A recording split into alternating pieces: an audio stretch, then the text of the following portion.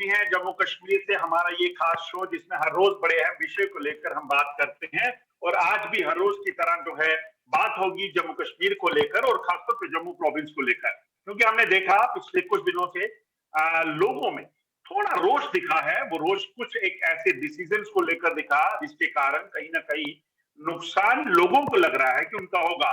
चाहे वो किसी भी रिटेल चेन की यहाँ ओपनिंग की बात हो, चाहे जम्मू में दरबार मूव के जो है उसको बंद करने की बात हो, या फिर बात की जाए मुबारक मंडी हेरिटेज बिल्डिंग जो है उसके प्राइवेटाइजेशन की बात जो हो रही है उसको लेकर हो, या फिर जम्मू की ओवरऑल डेवलपमेंट की बात हो। क्योंकि जम्मू से ट्रेन जब कश्मीर जा रही है तो लोगों को लग रहा है, खासतौर पर बिजनेसमैन कम्युनिटी को भी, कि आखिरकार इसका सीधा असर जो है वो आम लोगों में पड़ेगा। क्योंकि लोगों की रोजी रोटी जब टूरिस्ट यहाँ आते हैं, सैलानी जब आते हैं, उससे चलती है। क्या चीजें हैं, लोगों की क्या बातें हैं, उसी चीज पर बात करने के लिए हमारे साथ खासतौर पे जुड़े हुए हैं गुलचैन सिंह चाड़क जी, जो जम्मू कश्मीर के पूर्व मंत्री भी रह चुके हैं और डोगरा सदर सभा के जो है इस वक्त मुखिया हैं। चाड़क साहब, आपका स्वागत है। आवाज सुन पा रहे हैं मेरी? बिल्कुल सुन रहा हूँ। चाड़क साहब, अगर मैं गलत नहीं हूं तो जो मैंने कहा कि लोगों में थोड़ा रोष दिख रहा है कुछ चीजों को लेकर, कुछ ऐसे डिसीजंस को लेकर, क्या लगता है, क्या क्या जेन्युइन जो इश्यूज हैं उनके लोगों के हैं और किस तरीके से वो एड्रेस होंगे, इस पे भी हम बात करेंगे।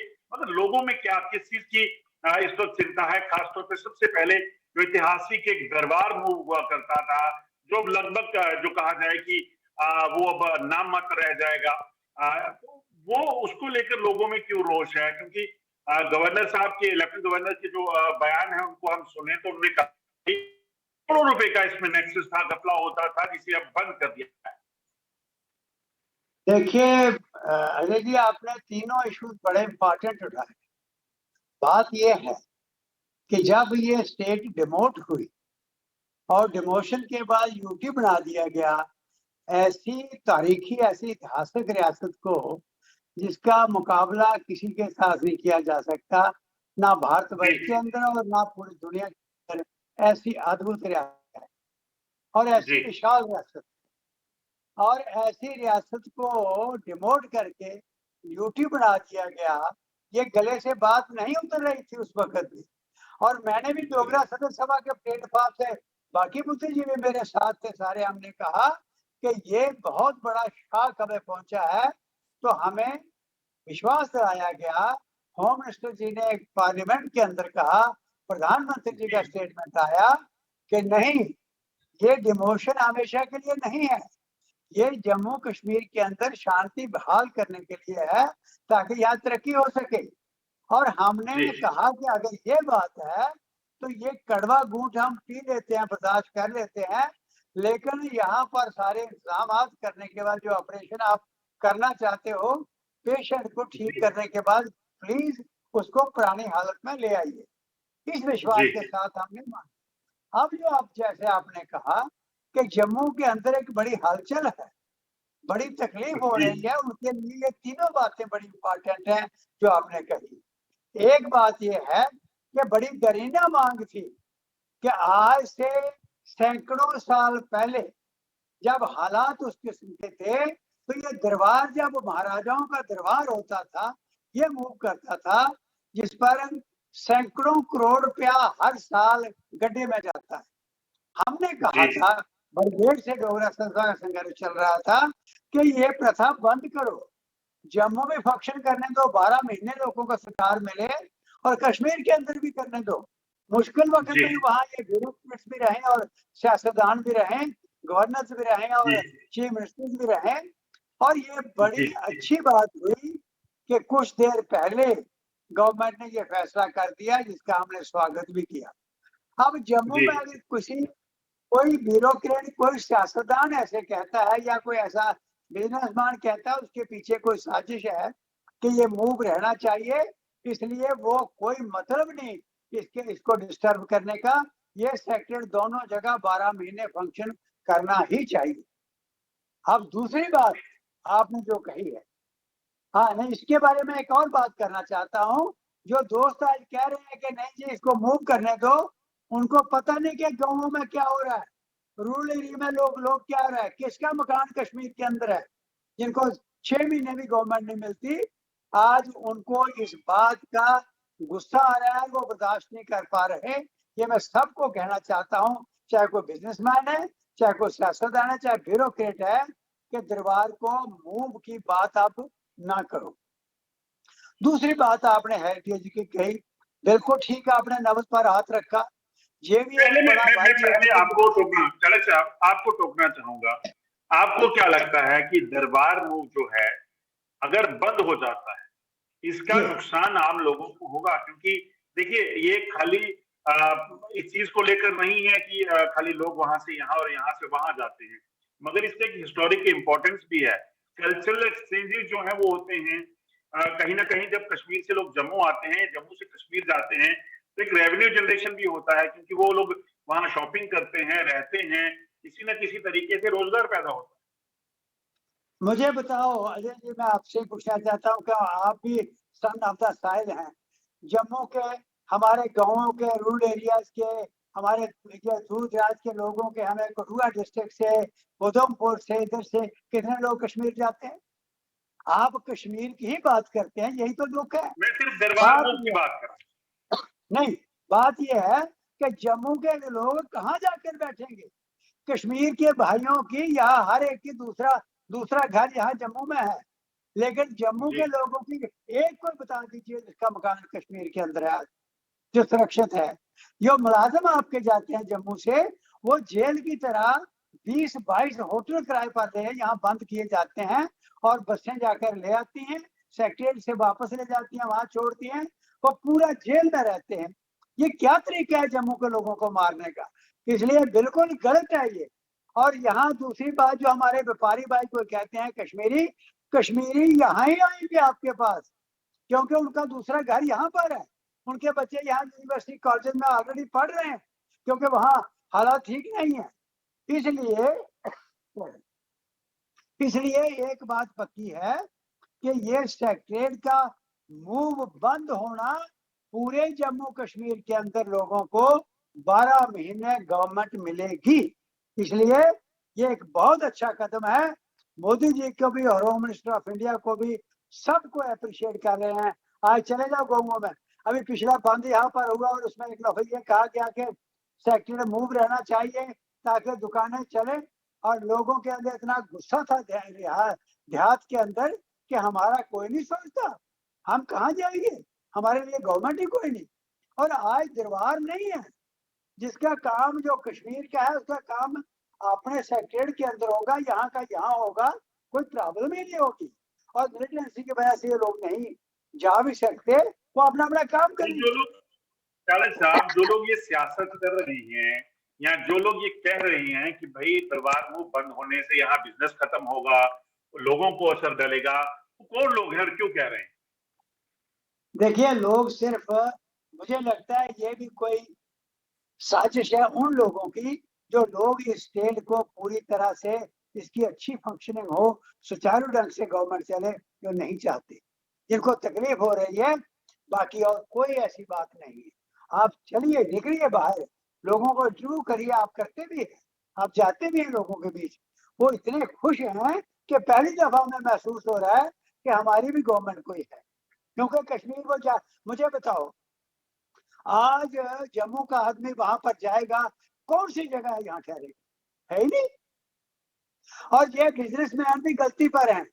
मुझे ये बताओ, यहाँ 1 करोड़ यात्रु माता वैष्णो देवी के आता है, उसके लिए पूरी कोशिश हो रही है कश्मीर चला जाए। जम्मू में क्या दे रहे हो?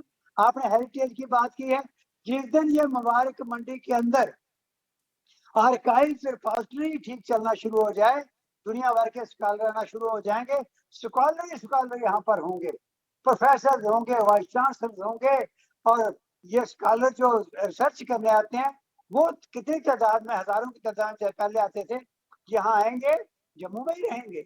और इसके साथ शाम को जो light and sound programme Mubarak Mandi के अंदर चल रहा होगा, जितना माता वैष्णो यात्रु आ रहा है, शाम को चहल पहल होगी जम्मू के अंदर, ये काम करने वाले हैं। और आज हेरिटेज, आज बताइए, जो हमारा डोगरा आर्ट म्यूजियम है, उसके अंदर चलना जोरावर तक की निशानियां हैं। जिसने पैदल जाके इन बर्फानी पहाड़ों में झंडे लहराए, अफगानिस्तान की बॉर्डर पर जाकर, रशिया के बॉर्डर पर जाकर, चाइना के बॉर्डर पर जाकर, वो कहानियां लोग सुनेंगे। क्या अद्भुत तारीख है, वो खत्म की है इन्होंने। अब जिंदा हो रही है, तकलीफ हो रही है, और मुझे लगता है इस गलतफहमी में किसी ने नहीं रहना चाहिए। तारिक साहब, एक चीज आपसे और जानना चाहूंगा। जिस तरीके से जम्मू कश्मीर को लेकर सियासत पहले होती रही है, आप भी खुद मंत्री रहे हैं, कांग्रेस पार्टी में भी आप रहे, क्या लगता है, क्या कितना बदला है ये जो वक्त बदला है, जो पिछले 2-3 सालों से देखें दफा 370 टूटने के बाद, क्या लगता है ये वक्त जो बदला है ये आने वाले दिनों में जम्मू को फायदा देगा कि नुकसान? क्योंकि लोगों को ये लग रहा है कि ट्रेन सीधी कश्मीर जाएगी तो जम्मू में लोगों का क्या होगा। डेवलपमेंट की बात हो तो कश्मीर के नाम पर टूरिस्ट भी वहां जाना चाहेंगे जम्मू के बजाय। टूरिज्म सेक्टर उतना मजबूत है नहीं यहाँ पर, तो क्या लगता है नुकसान कैसे होगा? इसे नुकसान के लिहाज से देखते हैं कि इसका फायदा होगा कुछ? मुझे लगता है कि आप लोगों में घूम के आपको ये चीजें पता लग चुकी है, और जिससे ये बड़ा झटका लग रहा है, ये भी बात बड़ी इंपॉर्टेंट है। आज सीधे जहाज कश्मीर चल रहे हैं, लद्दाख चल रहे हैं। जम्मू शरीफ लोग हैं, जम्मू के लोग ना बंदूक उठाई गवर्नमेंट के खिलाफ, ना कोई अनडेमोक्रेटिक ढंग से कोई अपने मसले उठाए, ना सड़कों पर उस तरीके से आए, ना सड़कें बंद की। रिजल्ट ये हुआ कि आज लद्दाख ने अगर थ्रेट दे दिया कि ये नहीं होगा तो यहाँ बंद रहेगा पूरा लद्दाख। कैटर ने कह दिया, कश्मीर ने कह दिया, तो 300 MP आया, और यहाँ पर पूरे यूनियन मिनिस्टर्स आ रहे हैं, सीधे जहाज कश्मीर चल रहे हैं, जम्मू तो फॉर्मेलिटी के तौर पर आ रहे हैं। ये दुखदायक बात है, और इससे लोगों के अंदर एक बहुत गुस्सा हो रहा है, मैं आपको बता दूं। और जम्मू के अंदर डेवलपमेंट के नाम पर ये सिर्फ भाषण हो रहे हैं, कोई काम नहीं हो रहा। जम्मू के टूरिस्ट स्पॉट आप देखिए, चाहे वो पिलग्रिम टूरिज्म है, तो माता वैष्णो देवी के करोड़ यात्रु, करोड़ से ज्यादा नंबर अब पहुंच गया है जो माता के सिर पाते हैं। और इसके अलावा कितने स्थान है हमारे, तीर्थ स्थान है, कितने अनएक्सप्लोर्ड है, उसके लिए क्या कुछ कर रहा है। एक गंडोला यहाँ चला दिया, आप देखो वहां क्या हुआ है। वो वहां जाकर उसका बेस रखा है, यहाँ पर पहुंचने के लिए लोगों को मुश्किल हो जाता है। और हेरिटेज के साथ जोड़ना था, कहते हैं नहीं वहां एस्केलेटर लगाएंगे। अब 2-2 किलोमीटर एस्केलेटर चलते देखे हैं कभी? ये रेलवे स्टेशन पर 50-50 मीटर एस्केलेटर, 50 भी कहाँ, 10-10 मीटर एस्केलेटर नहीं चलते। इसलिए कोई लिफ्टें लगाएंगे कहते हैं, बिल्कुल गलत है। जम्मू के साथ बड़ा भेदभाव हो रहा है आज भी, सिर्फ इसलिए कि जम्मू की तरफ से उनको पता है कि ये फॉर ग्रांटेड लिया है, देशभक्त लोग हैं, ये सड़कों पर नहीं आ रहे हैं, इसलिए ये गलत हो रहा है। ये मैं आज भी आपके माध्यम से, आपके चैनल के माध्यम से ये कह देना चाहता हूँ कि ये गुस्सा एक जहर घोल रहा है लोगों के अंदर, और आने वाला वक्त बड़ा खतरनाक हो सकता है, जो जम्मू के अंदर हमारे यूथ को और बाकी लोगों को नजर आ रहा है। इसलिए मगर जम्मू कश्मीर में तारक साहब, सरकार कह रही है कि देखिए हमने पहली बार हुआ है कि किसी राज्य में या किसी यूनियन टेरिटरी में 2 एम्स बना दिए, 2 IIT बना दिए, 2 IIM बना दिए। ये पहले कभी नहीं हुआ। ये जम्मू कश्मीर के लिए जस्टिस करने के लिए वो लोग कर रहे हैं, तो क्या गलत क्या है? हो तो रहा है। देखिए, मैं इसको वेलकम करता हूँ। जो बड़े लॉन्ग पेंडिंग काम पड़े हुए हैं, ये अभी नहीं बन रहे, ये पहले की सारी प्लानिंग थी, पैसा भी सैंक्शन हुआ था, काम भी शुरू हुए थे, उनको इन्होंने चलाने की कोशिश की है, बड़ी अच्छी बात है। मैं ये कह रहा हूँ कि आज जितने भी यहाँ पर टूर लग रहे हैं, जो स्पेशल पैकेज आ रहे हैं, उसमें जम्मू कहाँ है? कहाँ जम्मू नजर आ रहा है? कौन आ रहा है यहाँ? हमें तो आप देखिए, मैं एक सीनियर आदमी हूँ यहाँ इस जम्मू के, इस एक बहुत तारीखी एक ऐसी ऑर्गेनाइजेशन को हेड कर रहा हूँ। मुझे तो आज तक, मैं डिव काम को भी साथ में मीटिंग करके कह दिया, मुझे नहीं मैसेज मिला कि कौन से मिनिस्टर आ रहे हैं, किसको हम मिलने के लिए चले। बिल्कुल गलत हो रहा है ये, मैं आपको कह दूं कि ये धोखा होगा इनके साथ। कश्मीर के साथ 72 साल 74 साल यही हुआ है। इन्होंने अपीजमेंट पॉलिसी रखी है, जिसकी वजह से मारे गए, ना वहां के रहे ना यहाँ के रहे। और मैं आपको देखिए एक और बात कहता हूँ, आप जानते हैं कि इन हालात जो हालात बने हैं, यहाँ दो किस्मों की ताकतें हैं। एक देशद्रोही है जो काम कर रही है आज तबाही करने का, यहाँ पर खून की होलियां खेलने का, और एक देशभक्त है। और जिन इलाकों में देशभक्त ताकत कमजोर हो जाएगी और वहां पर ये देशद्रोही ताकत उभरेगी, और यही होगा जो आज हो रहा है। आज आपके दरवाजों पर मगर जम्मू के अंदर आवाज भी देखिए, सवाल सवाल चालक साहब आप पर भी उठेंगे, क्योंकि लोग जब कांग्रेस की, नेशनल कॉन्फ्रेंस की, पीडीपी की सरकारें जम्मू कश्मीर में रही, लोग तब भी कहते थे कि यहाँ इनजस्टिस होता है, जम्मू के साथ भेदभाव होता है, कश्मीर को सब जो है वो फोकस करते हैं। तो आप अब कह रहे हैं कि ये जो सरकार है, मौजूदा सरकार, वो भी कश्मीर पर फोकस रखे हुए है। बिल्कुल ठीक कहा आपने। मैंने मैंने आपको पता होगा ये राउंड टेबल कॉन्फ्रेंस जो जम्मू कश्मीर के अंदर हुई थी जब मनमोहन प्राइम मिनिस्टर थे, हमने कैबिनेट के अंदर भी और दिल्ली के अंदर भी, ये इसके अंदर जो होता है कैबिनेट के अंदर ओथली होती है, वो तो मैं बता सकता, लेकिन ऐसे इश्यूज पर सिर्फ डिस्कशन से नहीं हुई, हमने करवाया है और ये कहा है। मुझे याद है मनमोहन सिंह जी जब आए थे तो उन्होंने 80,000 करोड़ रुपए का यहाँ पर एक पैकेज अनाउंस किया था। मैंने कहा जी था, मैंने कहा बाहर देखो कश्मीर के अंदर इश्तेहार लगे हैं कि prime minister, Indian prime minister go back, और आप ये काम कर रहे हो, ये मत करो अपीजमेंट वाला। उस वक्त भी गलत था, आज भी गलत है, आज भी अपील किया जा रहा है। मैं ये कहता हूँ कश्मीर की जनता को इंसाफ मिलना चाहिए, क्योंकि वो हमारे, ये स्टेट हमारे बुजुर्गों ने जब बनाई थी, मुझे याद है तारीख के अंदर लिखा हुआ है, क्लियर है कि ब्रिटिश राजेंद्र सिंह को उस रात महाराजा हरि सिंह ने क्या कहा था, कश्मीरियों पर हमला हुआ है, कवालियों की शक्ल में पाकिस्तान की फौज आ चुकी है, जाओ कश्मीर को बचाओ। और बचाया था, अपना कश्मीर है। लेकिन ज्यादती जो है ये गलत है। किसी को इसलिए मारना कि वो देशभक्त है, वो कभी खिलाफ नारा नहीं लगाएगा, तो इसलिए वो हमेशा नीचे लगा रहे, वो चाहे कांग्रेस की हुकूमत हो, चाहे एनसी की हुकूमत हो, चाहे पीडीपी की हुकूमत हो, वो गलत हुआ है। और मेरी जो बात करते हो, मेरा पीडब्ल्यूडी महकमा था, मैंने हिसाब लिया और हिसाब लेकर मैंने बराबर जम्मू कश्मीर को रखा और लद्दाख को भी हिस्सा मिला। आज भी मैं क्लियर हूँ हिसाब देने के लिए। इसलिए जो उन्होंने किया वो गलत था। मैंने कहा था दिल्ली में कांग्रेस के अंदर, मैंने कहा उस वक्त 60-65 साल हुए थे, मैंने कहा मुझे लगता है कि दिल्ली के अंदर जम्मू कश्मीर की असलियत आज तक समझने की ना किसी ने कोशिश की, ना समझ है, समझनी पड़ेगी। इसलिए आज साहब, मैं इनको चलते चलते एक एक चीज और पूछूंगा आपसे, क्या लगता है जम्मू में टूरिज्म को बचाना है या टूरिस्ट को लाना है, यहाँ प्रमोट करना है जम्मू को, सरकार को क्या अहम चीजें जो है लेनी होंगी, जो डोगरा सदर सभा के प्लेटफॉर्म से आप पहले सरकार को कह भी चुके हैं या ऐसा कुछ, क्योंकि अल्टीमेटली इसमें कोई शक नहीं कि अगर टूरिस्ट जो है ट्रेन कश्मीर जाएगी तो आने वाले दिनों में जो है टूरिस्ट डायरेक्ट कश्मीर जाना चाहेगा, जो जम्मू में पहले एक चाहे वो ट्रांजिट रूट ही सही था, मगर उसका नुकसान तो होगा। बहुत इंपॉर्टेंट क्वेश्चन है, फिर मैं ये कहूंगा।